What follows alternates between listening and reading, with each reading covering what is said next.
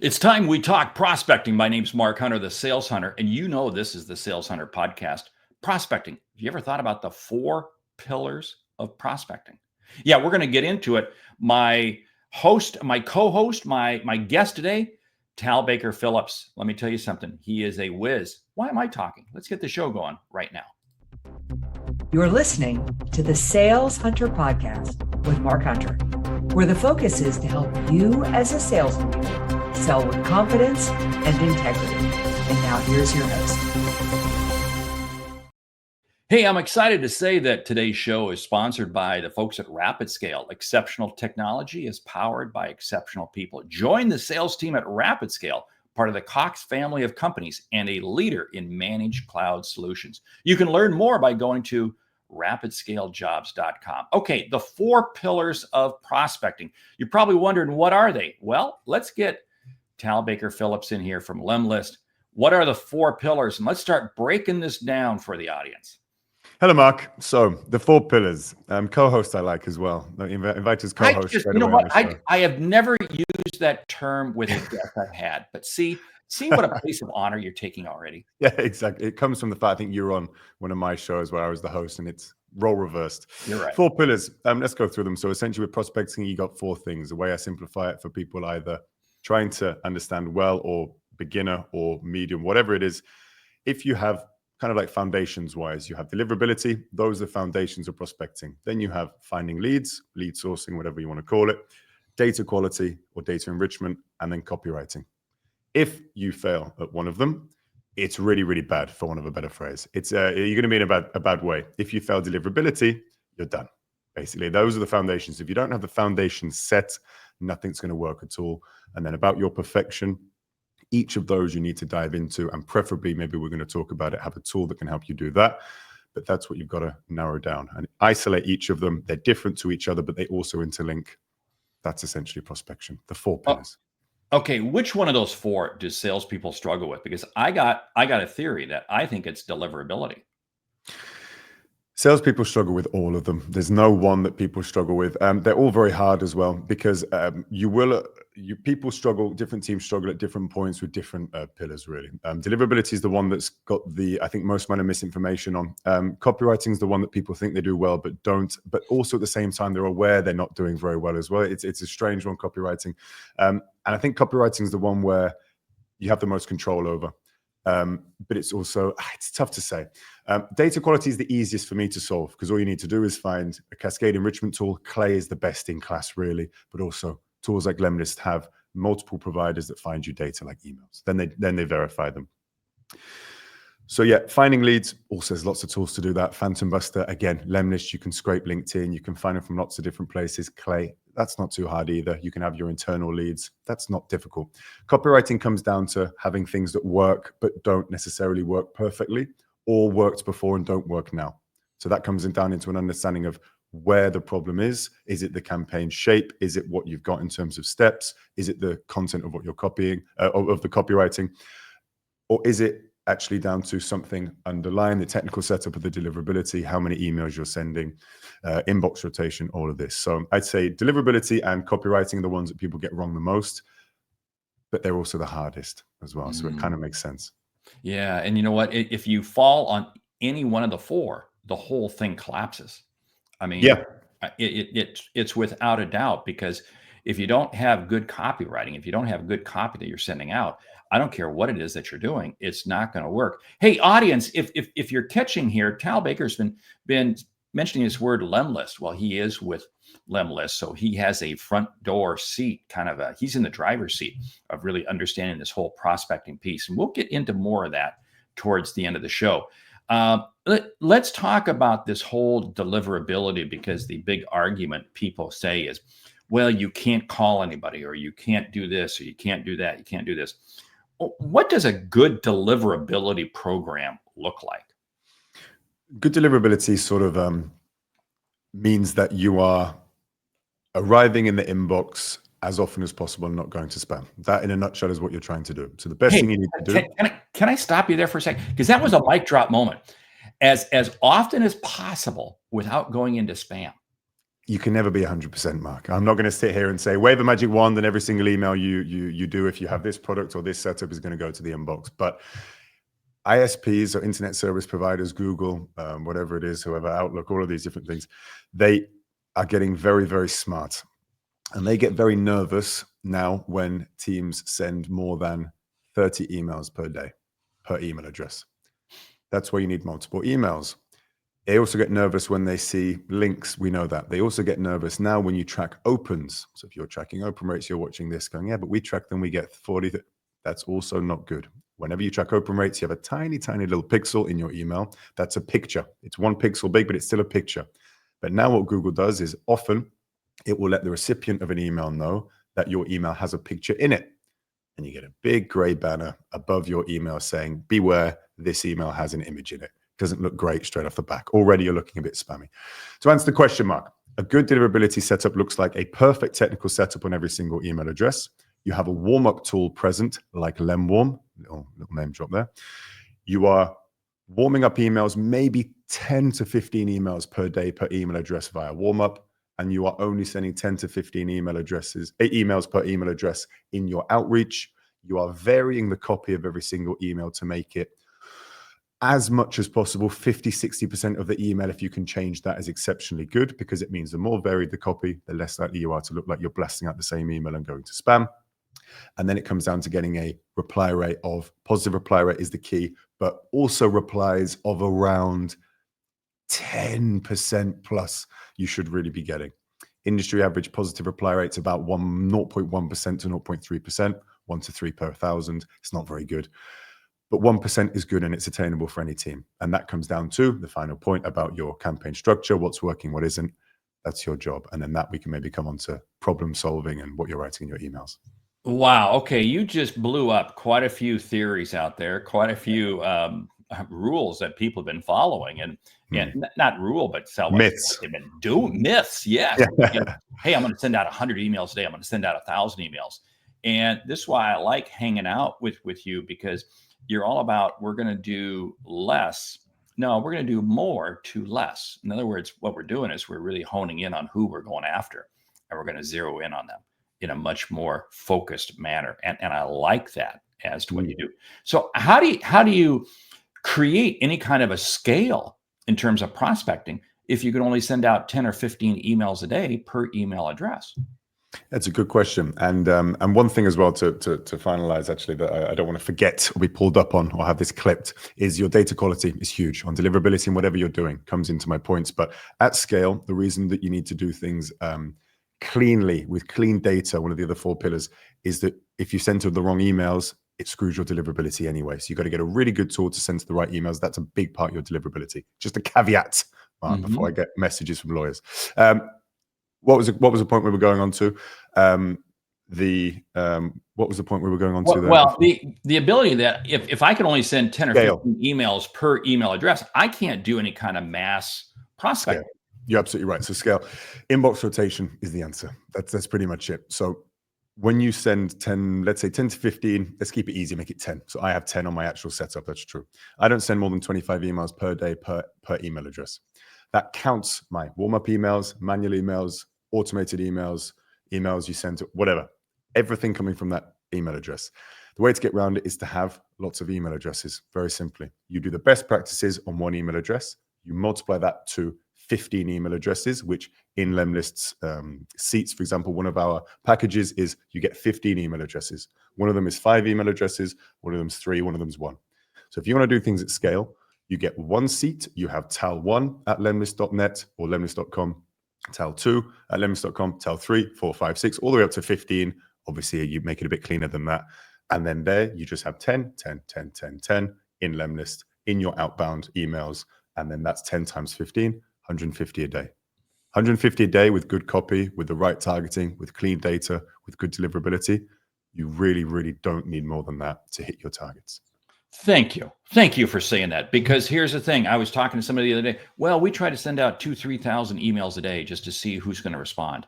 I mean, come on, people. We can do better than that. No wonder the sales industry, the sales community has such a bad reputation out there.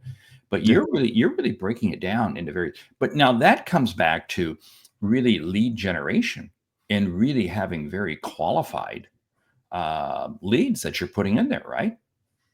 That's one of the pillars, isn't it? Finding leads. If you Mhm. send a good email or a bad email to people that are interested, the likelihood is that positive reply rate from that branch of people is going to be far better than if you send a good or bad email to people that probably aren't interested. So there it comes down to finding the right leads. Absolutely. But then it also comes down to the copywriting. So if I'm saying I've got a big list of the perfect leads, right? These people are looking for a tool. These people are looking for what I need. I can solve their problem. I've got to understand, like the back of my hand, exactly what their problem is, or likely what it is. Then I've got to create a campaign that allows me to prospect them with emails that understand and show that I'm able to reasonably solve the problem that they have, that I understand it and that I can reasonably solve it.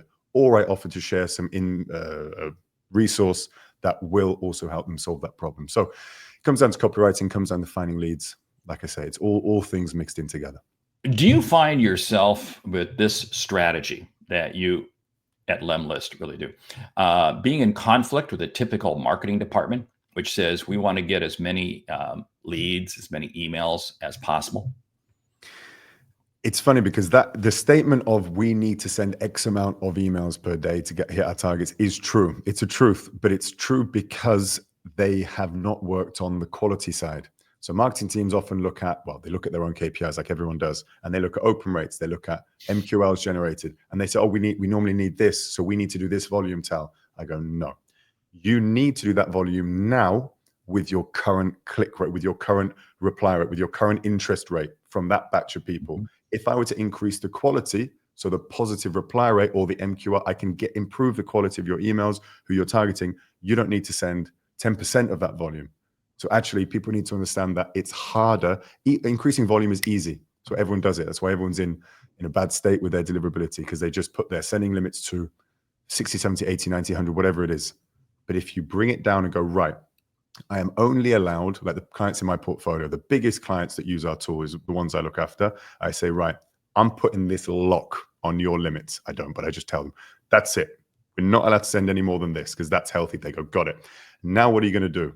Well, that's done. We've just got to work on the quality, and we've got to work on who we're finding, and we've got to work on understanding which emails work best, A/B testing. That then they start to see, the first time they don't get it, but we've only got this number of emails to send. Okay, now we're going to work on trying a different way to write the email. Didn't work, worked a bit better, but not the same. Third time, they try a different way of writing an email, focusing on a different problem perhaps, and they get 4 or 5% positive reply rate. They're cooking. That's how you're supposed to do outbound. Iteration and improving with the best practices in place beforehand. What I like about the strategy that you're talking about is it creates a more consistent flow through my sales pipeline. Because again, I'm dealing with fewer people, higher quality.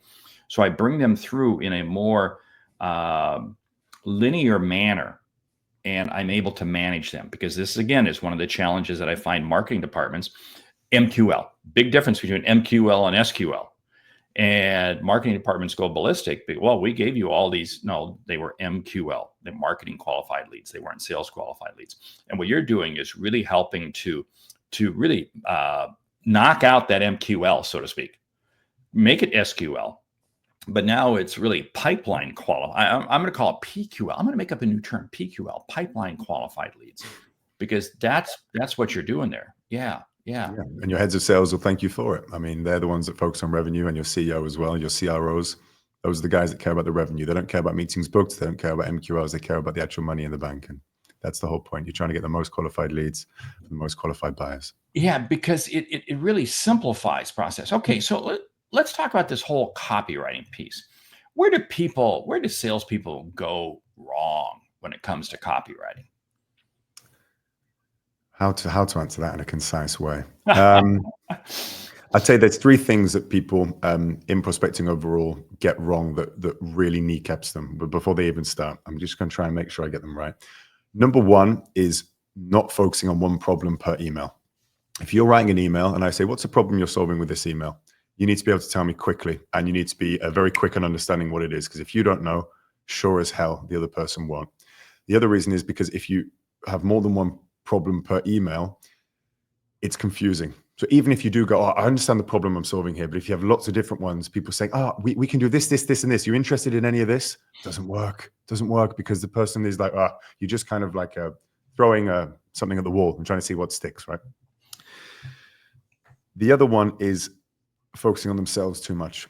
And then the other one's going to be value-based CTA. So let me come back to that. But focusing on yourself and features and benefits and products and pains, even focusing on pains doesn't work, because if the pain was bad enough, they'd have already solved it. That's why you focus on problems. Problems people solve. Pains people are annoyed by, but they don't always solve it, or it's already done if it's bad enough. So you're too late.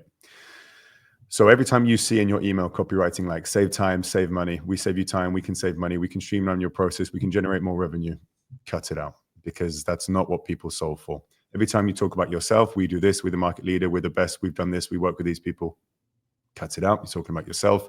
Every time you say you probably have this pain, you're closer there. That's the closest you're going to get, because people, if you're trying to describe the problem, you can say, you might have seen this, this, and this. It's normally quite a pain in the ass when you have to do this, this, and this. That's okay, but that can be one part of your email. That's one part of a kind of framework that I put together. But you must focus on one problem at a time and understand why it's a problem and why it's worth solving. Comes down to my final point, amongst a lot of other best practices that I can share with you, maybe Mark, that you can share with the listeners. Value-based CTA. If there's three types of CTA, essentially, there's one that's direct, one that's interest-based, and one that's value-based. Only value-based really works. Interest-based is saying, hey, do you have 15 minutes next week to go through something, to have a meeting? How about next Tuesday? It's fine. Reason it doesn't work very well, because it's not the noughties anymore. And another reason is, unless you're a celebrity or a doctor or a family member, 15 to 30 minutes of your time isn't that valuable to someone. So you've got to make sure that your email conveys the value, and that CTA doesn't do it. Just annoying. Then you have interest-based. Interest-based is sound interesting, up for a chat. You're looking at this right now. And maybe we even differ on this, Mark. That doesn't do anything. It's not good, it's not bad, because then what they do is they go, right, and then they read the rest of the email. Mm-hmm. So you may as well not have that. Because if they're that interested, that line, it doesn't really do anything. Mm-hmm. Whereas if you have a value-based CTA, you say, hi, Mark, would you have 15 minutes, a direct value-based CTA, for us to go through how you could write AI-generated copy to increase the relevance of your emails whilst you're prospecting this particular prospect? Something like that. Maybe shorter, maybe more concise. But right, I've got it in my head now. There's a problem in the rest of the email. Let's assume the rest of the email is nice and clean. Now I understand why I'm getting in a meeting with someone. You might also say, my final point, a resource, for example. Mark, hi, Mark, do you mind if I share a couple of podcasts that I've been on so that you can check out what it's like to have me as a guest? You might say, yes, Tal, that would be great, actually, because, I'd like to check it out. And then suddenly you've got a reason for someone to engage with you, reason to them to reply, and then you've started a conversation. That sounds great, Tal. Send that over, please. And then suddenly, I checked that, Tal, really good. Was that a new AI feature I saw on Lemlist? Because we're really trying to get our team to do AI stuff now. And you're in. That's what it's got to be. Those are the three kind of main points I would say that people go wrong with, amongst a huge array of other ones as well. Well, I want to pick up on that in just a second, but hey, at Rapid Scale, exceptional technology is powered by exceptional people. It's part of the Cox family of companies and a leader in managed cloud solutions. Rapid Scale helps businesses simplify IT and unleash innovation. Join the sales team at Rapid Scale and get ready to earn recognition and enjoy top-notch rewards and benefits. Connect to work that improves lives, including yours. Learn more and apply today at rapidscalesjobs.com. Okay. This whole thing, you blew up a few, again, myths there, because you said one subject, one problem. Yeah. So many emails that I see, it lists out this whole thing. And this is what I think junior salespeople have the biggest problem with, because they put everything in the kitchen sink in there. Well, they'll grab something. And the CTA, again, everybody says, well, my CTA is I'm going to get the meeting. Well, why should I have a meeting with you? And what you brought up, and walk us through again, because that was so powerful, how you set up the CTA to have a high degree of clarity. Why I should get on the phone with you, why I should have a meeting with you, because we're going to do X. Walk through that again, because that was powerful. The overall reason, again, to kind of solidify something that you mentioned as well. I think particularly junior salespeople are scared of getting a no. So because they're scared of getting a no, yeah, they lay out everything on their kind of store. This is everything that we do. Probably they'll want something. You've got to understand that you do have multiple chances when you're doing emails. You can have the first email, you can have the second email, and then probably a third before someone is either going to get annoyed because you've written them badly, or they go, well, you have your answer. No, Tal, we're not interested in any of that. Fine. You can still focus on 3 different things. You don't have to do it all in the first one. You can go, what about this AI copywriting? What about this clean data and enrichment? What about this LinkedIn automation and LinkedIn messaging? Those are 3 things that my ICP really deals with, and I know they do. So I've got 3 chances there. When it comes down to CTA, it's got to be something that is too irresistible to not want to engage with you. It's got to be something like a carrot that really incentivizes someone. How could they possibly not want to see the resource or jump on a 15-minute call to see what I've just outlined? But it does rely on the rest of the email being clear, being concise, and leading towards that CTA. So the formula, the formation of the email, the makeup of it has to flow nicely. And again, I can perhaps share with you, Mark, it's easier to kind of share it, but I can also go through it because I've got it in my head. The formation of the way I would write emails looks like this, ending with a value-based CTA, which I A/B test. Subject line, 2 words, all lowercase. Trigger, the reason you got in touch. The current process that they use to try and solve that problem. So you're talking to them about how they currently do it. Then you can move on to the pains, but it's a bit annoying when this, quite a pain when this, you're probably suffering from this a little bit. Then you go on to the root cause of that. So you describe what the actual root cause of the problem is. What's causing all of this anyway? Might be something that they're aware of, might not be. If it's not, great. You've taught them something. Then you go on to the value-based CTA. So it all flows down from that. Everything in the previous, before the value-based CTA, leads on to an irresistible, would it be okay if I were to share with you this, which does this? Or this that does this for that client, or this that has done this for that client in this time scale, something like that. And it doesn't have to be robotic. Last point, it can be creative. It can flow nicely. It can be reasonable. It can be something that you've got to know or test if you don't know, something that your ICP does respond well to. And that's why you're doing prospection, where you're doing 200, 300, 400 emails in a month, 500, 600, you get data pretty quickly. When you're A/B testing the different value-based CTAs, which is what I would A/B test. People always ask me, what do you A/B test? That's what I would go to. So that's how it works. Hopefully that was clear. Wow, that's huge. Hey, this has been a masterclass. Yeah, okay, you're with Lemlist. Tell people a little bit about Lemlist. We've only got about 30 seconds left. We'll put the link in the show notes and everything because people are going to be, because you've been a great co-host. First time I've ever had a co-host. I don't know why I said that, but you've worked out great. So this has been a masterclass. Tal, tell us a little bit about Lemlist. Well, it's the energy I've got from Paul McCartney. I was there at his concert yesterday in Paris, and I've enjoyed every minute of it. But he was channeling that 60s mojo. Lemlist, what does it do? It's a sales engagement platform. So it basically centralizes those 4 pillars of warm-up, deliverability, making sure all of that's good, making sure that you can find leads from various different ways. Also that you've got data enrichment from 6 providers. So you've got cascade enrichment, and you can do it centrally without needing ZoomInfo, Apollo, Lucia, Cognism, all the other ones put together. And then finally, you've got copywriting. So if you're a big team of 5+ salespeople, you can have me as your key account manager. Maybe that's incentive, maybe not. And then also what it does is we have support for the people that just want to build and scale and do prospection the proper way. We've got LinkedIn features, we've got LinkedIn automation, we've got loads of other stuff. That in a nutshell is what it is. It's a prospection tool that I use to book, at least sort of 60, 70 meetings per month. Wow. Hey, if you're not using Lemlist now, you will soon. And oh, by the way, if you're not using it, your competitor is, and that's why they're getting the business. Tal, this has been absolutely fantastic conversation. Thank you. And again, we're going to put the link in the show notes. We want to say thank you for listening to the Sales Center podcast. What is it? 2 episodes a week. One like this, where we do a deep dive with a subject matter expert. Second episode, single topic just for me. Why? Because the goal is to help you see and achieve what you didn't think was possible.